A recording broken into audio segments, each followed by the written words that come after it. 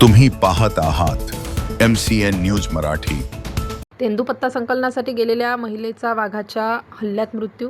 चंद्रपूर जिल्ह्यातील घटना, मजुरांच्या सुरक्षेचा प्रश्न ऐरणीवर। चंद्रपूर जिल्ह्याच्या नागभीड तालुक्यात येणाऱ्या किटाडी मेंढा जवळील हनुमान मंदिर परिसराच्या जंगलात तेंदूपत्ता संकलनासाठी गेलेल्या वनिता शंकर उईके या मजूर महिलेच्या वाघाच्या हल्ल्यात दुर्दैवी मृत्यू झाल्याची घटना 19 मे रोजी सकाळी अंदाजे 8:30 ते 9 वाजेच्या सुमारास घडली। दररोजच्या उदरनिर्वाहासाठी जंगलात गेलेल्या एका महिलेवर काळाने अचानक झडप घातली आणि त्यात एका क्षणात संसाराचा आधार हिरावला गेला। कुटुंबावर दुःखाचा डोंगर कोसळला असून संपूर्ण परिसरात भीती आणि हळहळ व्यक्त होत आहे। जंगलाशी रोज संघर्ष करत जगणाऱ्या गरीब कुटुंबाच्या जीवनाची ही वेदनादायी वास्तवता आहे। तेंदूपत्ता संकलनासाठी जीव धोक्यात घालणाऱ्या मजुरांच्या सुरक्षिततेचा प्रश्न पुन्हा ऐरणीवर आलाय।